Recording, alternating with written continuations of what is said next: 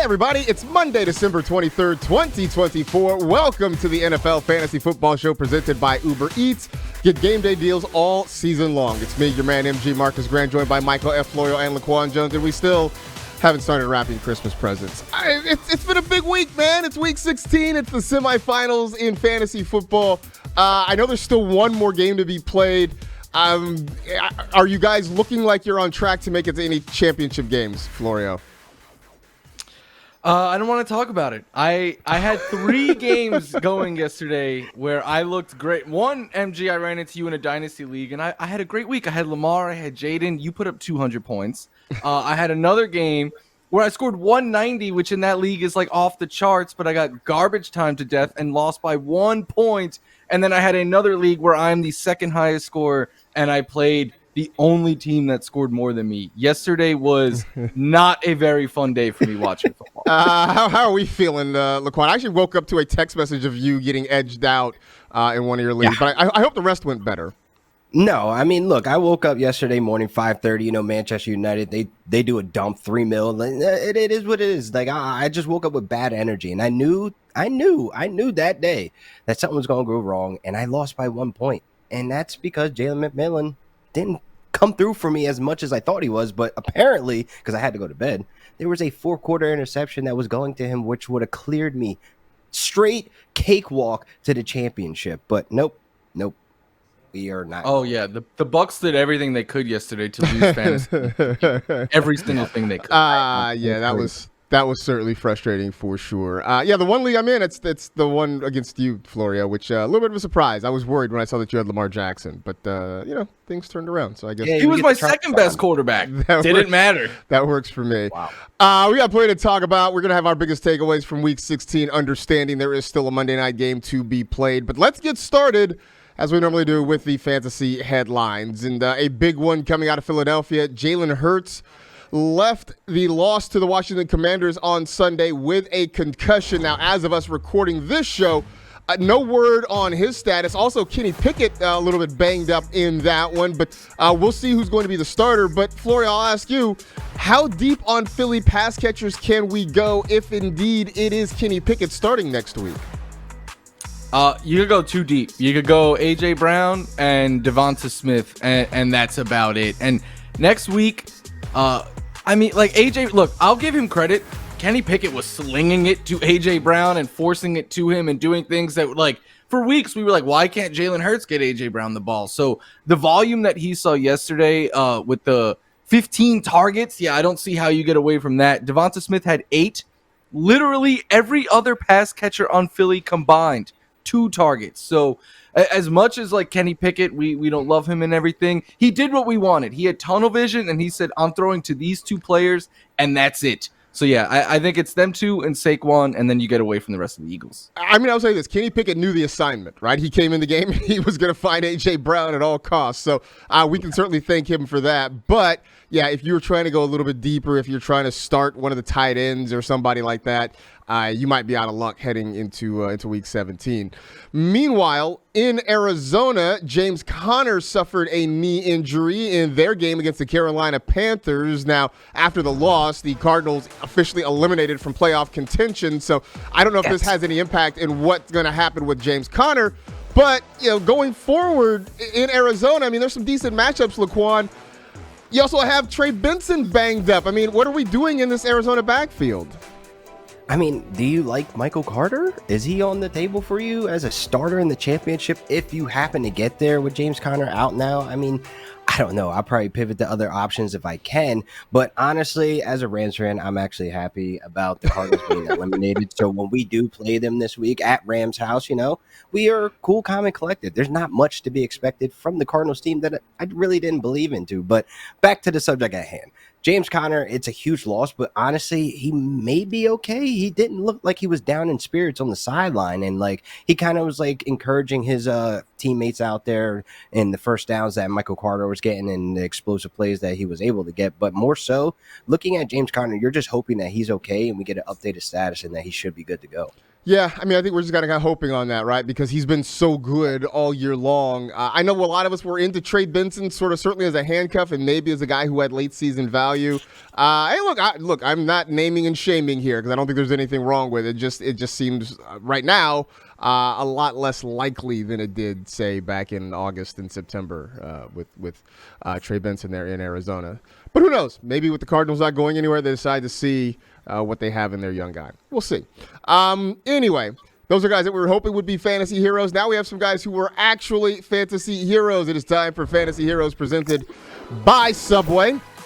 Looking at the top scorers of the week with still one game left to be played, but Jaden Daniels getting it done in a big way. 5 touchdown passes for the rookie, including 81 rushing yards.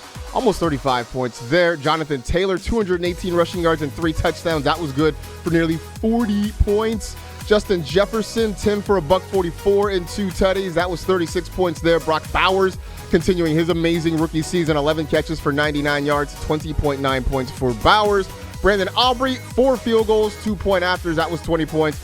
And the Falcons defense getting it done against Drew Lock and the Giants. 3 sacks, 3 takeaways, 2 touchdowns. 7 points allowed. That worked out to 25 fantasy points. So, those are the guys who were the overall fantasy heroes. Laquan, who was your own individual fantasy hero this week? Well, Calvin Ridley was my fantasy hero. Like, he might not have been the biggest fantasy hero out there. Like, if we're going to talk Avengers, like, he would basically be Hawkeye. Like, there's no shot or dirt on, like, Hawkeye. Like, he's cool. Like, he has cool arrows, but he's a serviceable guy. And that's exactly what Calvin Ridley showed up and did. I mean, honestly, the first quarter bomb to him was like, oh, okay, we're here. Even though the game got blown out, like, the Titans and Mason Rudolph remain like a feisty team. Like, they're going to go out there and still try to put something on tape. They're still going to try to go out there and play good football. Calvin Ridley put his cape on, and saved your boy in one of my leagues that I'm less caring about. But, you know, it's one of those leagues that you had friends from previous jobs, and they're all kind of bad. I do love that Laquan's just working a lot of real life stuff into the show today. This is like, Yeah. Look, as somebody who does it, I'm not mad about it at all. Florida, who was your fantasy hero for week 16? I was all ready for it to be James Conner, and then he had to go and get hurt and all that. So pour one out, who he still was amazing, even though he didn't even get to play 2.5 quarters or whatever it was in that game. For me, it's Sam Darnold, who I think is just being very underappreciated right now. And I went on Fantasy Live last week and was like, I had a league where I was streaming quarterbacks all year, and Sam Darnold was one of them. And at some point, I just decided I'm going to play Sam Darnold and not think twice about it. And it's really worked out. In 6 of his last 7 games, he has thrown multiple passing touchdowns. He has cleared 19 fantasy points in each of those. And when you take a look around the quarterback position, we've reached the time of year where there's a whole bunch of backups playing, but then there's also guys like Anthony Richardson, Brock Purdy, Tua, who really haven't lived up to expectations, who have been very up or down week to week. Sam Darnold is the exact opposite of that. There was no expectations, but he's been awesome. He's been consistent, and he has been one of the safest quarterbacks in fantasy football. I think he should be in the MVP conversation, not win it, but Sam Darnold deserves a lot of love for what he has done this season. I will slightly correct you, is that there were expectations for Darnold, but they weren't good. They were the reason that a lot of us sort of downgraded Justin Jefferson, right? We're like, I don't know about Justin Jefferson because he's got Sam Darnold. Like, there's a reason we backed away from Jordan Addison because he had Sam Darnold. So there were expectations, just not positive expectations for Sam Darnold. For me, there have been expectations for Jaden Daniels all year long, but this week felt like we sort of lowered them against the Philadelphia Eagles because that defense had been playing so well, and the last time these two teams played, we did not get a big game out of Jaden Daniels. So it was hard to imagine a scenario where you weren't starting him because he's been so good all year long. But I do think a lot of fantasy managers went into the week a little bit concerned about what to get from their quarterback. And lo and behold, he threw 2 picks, but he threw 5 touchdowns, including the game winner, 258 passing yards. He ran for 81 yards. He shredded that Eagles defense in a way that it hadn't been shredded for weeks, maybe even all season long. Get you 34 points, in a week when you probably needed it a ton. So shout out to Jaden Daniels. Also, all the people with the Cliff Kingsbury offenses fade in the second half of the season. Those folks are in shambles right now because Jaden Daniels and the Commanders have continued to cook even in the back part of this fantasy season. So there you go. Those were our heroes for Week 16. Now it's time to kind of back off and take more of a 30,000-foot view of the whole thing with our Week 16 takeaways. Laquan, what have you learned from the week? Wow, I mean, football in Jersey, man, it looked good against my Rams, but we still came out with a W. But more so, the Jets players could be trusted. Like, you can really put these guys in starting lineups. Like, I'm talking about the skill players. Breece Hall, you have obviously Wilson still playing like he is going out there winning a Super Bowl. He's very fidgety and trying to make the plays out there to catch. Like, we kept seeing him just dancing as soon as he got the ball, salsa dancing, trying to make the big play. So there's still motivation there for this guy to go out there and put up big points. Now, I know Devontae Adams had the better game, but he's playing back like he's playing with the cheeseheads again. Like Aaron Rodgers and him, it's a toxic relationship, but they're still going out there putting up big points. Devontae Adams, again, should not be questioned in start and sit. He is a complete start in the championship. You ride in with the horse that got you there. And honestly, Breece Hall, that was the most work that we've seen him have in the last couple of weeks dealing with injury. So therefore, he's back to running a ton of routes, catching a bunch of passes. With a favorable matchup on the ground against the Bills this week, I look at Jets players as a high priority that you want to get these guys in your starting lineups this week. Yeah, I mean, you talk about toxic, right? I mean, for a good chunk of the season, Aaron Rodgers was a big thing that was wrong with the Jets and played their way out of playoff contention. Now, all of a sudden, he and Devontae Adams are trying to turn back the clock to the Green Bay days and start lighting it up. And now the Jets are going to start, I know they lost yesterday, but going to start winning games and being competitive and doing nothing but wrecking their draft spot. So shout out to you, Aaron. It's going to be great. It's going to be great. Peek behind the curtain. I have multiple Jets as starts and start sit this week, so I agree. I mean, look, it makes sense. One, I mean, it does make sense on one level, but also I feel like this is you sort of trying to reverse jinx the Jets too, since they're playing the Bills. It's the fact that I've watched this Bills defense. They either get a turnover or they allow a touchdown. There's no in between. Like the three true outcomes defense right now is what you got going on there. Yeah. Florida, what did you learn from Week 16? That Jared Goff, he's not an indoor cat only anymore. He learned how to go outside, stretch his claws or whatever you want to say, because it was freezing cold in Chicago yesterday. Look, fake fumble, fake falling down, going to throw a touchdown on Laporta. His touchdown pass to Jameson Williams was, I believe, his longest completion in his career. Only Patrick Mahomes has more 300-yard games through 9 seasons in a player career than Jared Goff. Like, I think his career as a whole is very underrated. But in the freezing cold in Chicago last week, 336 yards, 3 touchdowns, 25 fantasy points, top 3 fantasy quarterback on the week. I think he likes to look at the cold like that LeBron scared gif. But more than anything, to me, this gives you peace of mind that next week in an outdoor game in the fantasy championships, you could start Jared Goff. I mean, Ben Johnson was just straight up flexing on the Bears yesterday, right? That fake fumble, him stumbling around, only to throw the ball downfield was just that was just disrespectful is what that was, right? And the worst part is if he applies for the Bears head coaching job, that's probably the first play that he's going to put on the reel. Hey, remember when I did this to you guys? You could have this on your side. That just was just straight up disrespectful. After the game, the Bills yesterday were we were saving stuff for the playoffs in our offensive playbook, and Ben Johnson laughs at that theory. He's just anything I do now is going to scare you so much in the playoffs that I could do whatever I want. I saw somebody suggesting that they're going to run all these trick plays and make defenses worry about it, and then they're just going to run a whole bunch of conventional plays in the playoffs because it's so smart. It'll be the last thing you're expecting. They're just going to drop back and throw it. What is this? It might just be crazy enough to work. Speaking of things crazy enough to work, the Michael Penix thing, it's working. At least it seems like it's working. I know it's been one game, and I know that game was against the New York Football Giants. But Penix looked good out there. And I know that statistically maybe it wasn't the hugest game for Michael Penix in his NFL starting debut.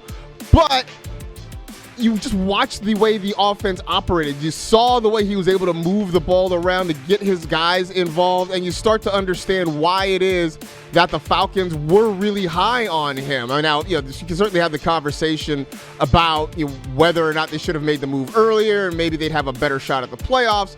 But I do think there's reason for us to be optimistic, certainly for guys like Drake London, for Darnell Mooney. Maybe not you, Kyle Pitts, not after you're volleyballing the football into the hands of defensive backs. But for a lot of the other pass catchers there in Atlanta, I think there's reason for us to believe that for the last week or two, we can kind of go back to them. I was very much taking a wait-and-see attitude when it came to Michael Penix, and I think I've seen what I need to see. I feel confident about starting any of my Falcons pass catchers. Not starting Penix yet, but we're starting the pass catchers in Atlanta. His throws must have looked like a Nolan Ryan fastball after a season worth of Cousins changeups. just those little Jamie Moyer flutter balls that Kirk Cousins had been throwing up there. Yeah, I'm sure it was a whole lot different with Michael Penix. We got a whole lot more to get to. We're going to dive into the waiver wire plus a Jonnu Smith update because we got to do that as well. Stick around for more of the NFL Fantasy Football Show.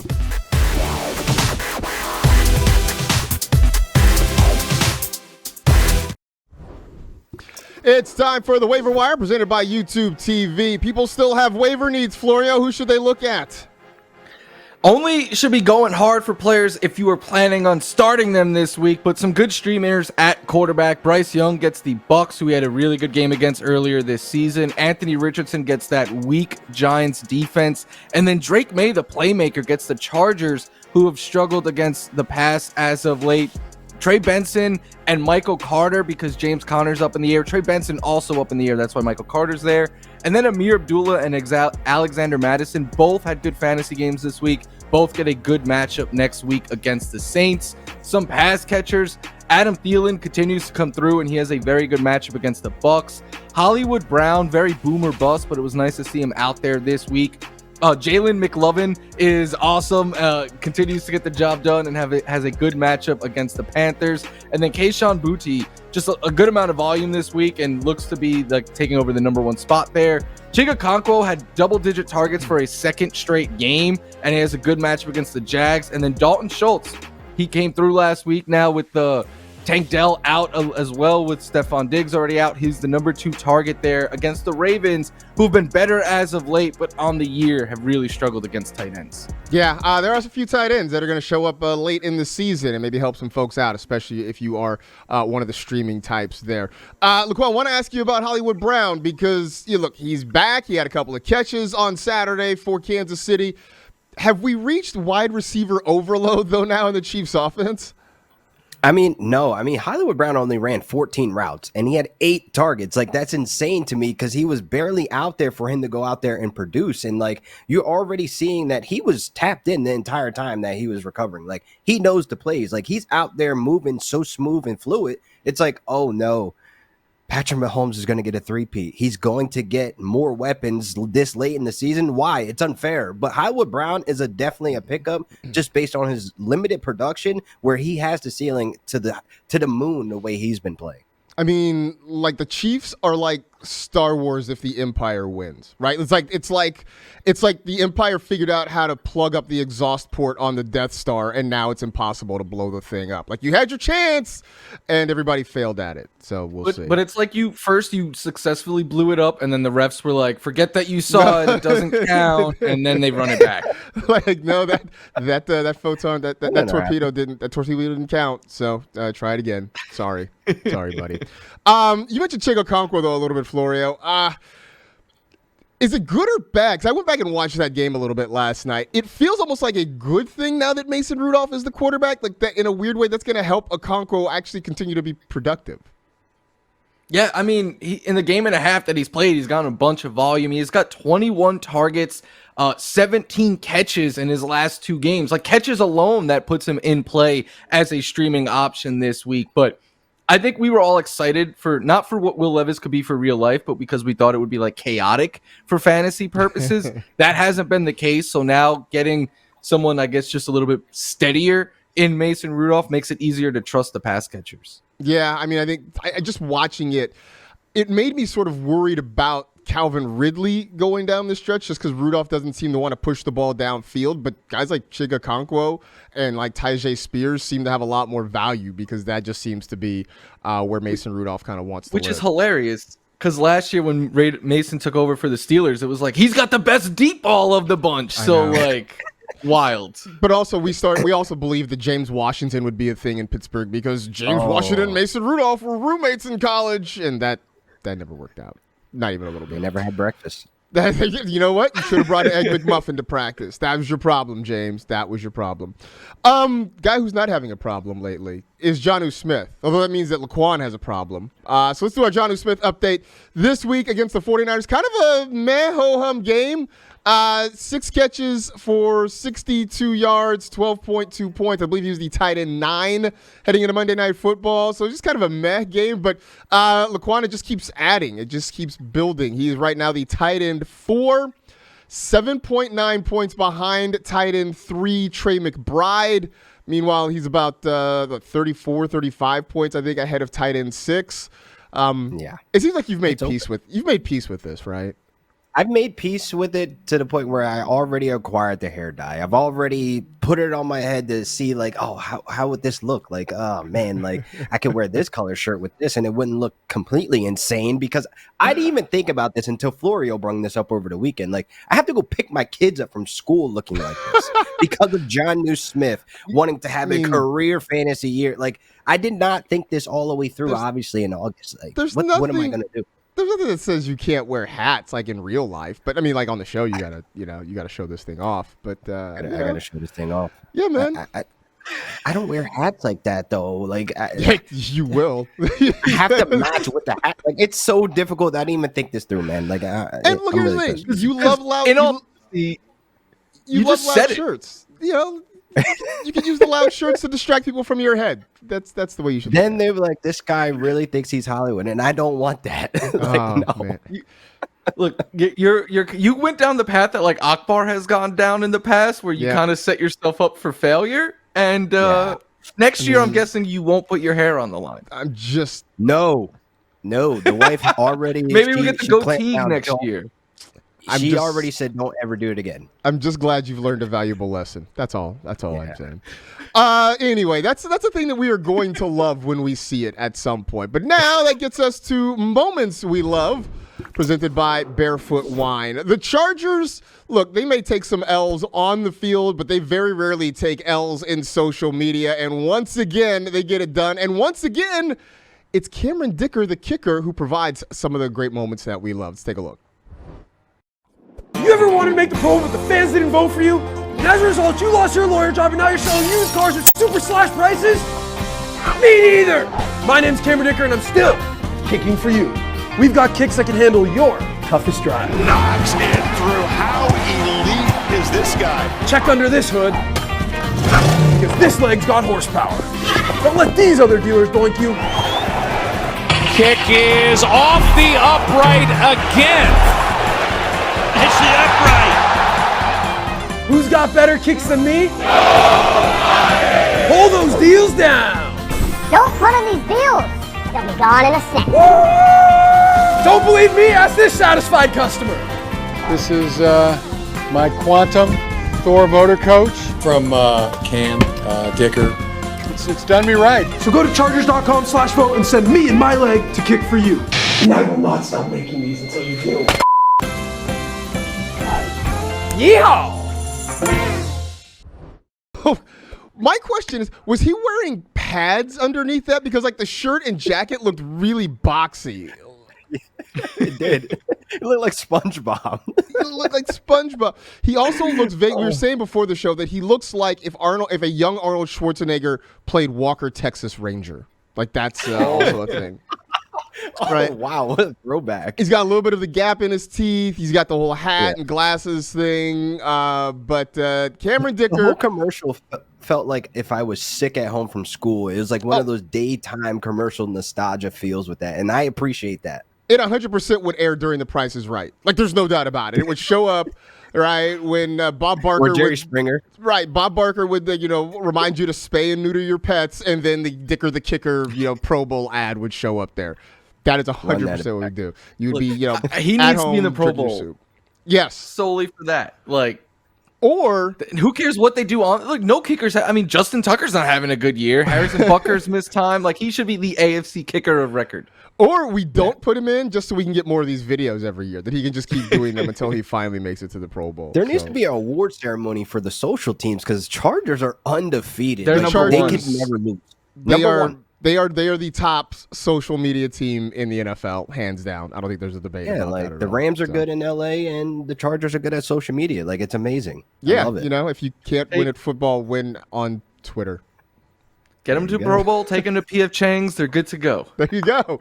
Oh, man. Maybe it's time for us to step out and get some PF Chang's because that is it. We are done. We appreciate you hanging out with the NFL Fantasy Football Show. You know the drill. Tell two friends to tell two friends. Rate, review, and remember, if you can't be kind, at least be vague. Be safe, take care of yourselves, and we will talk to you tomorrow.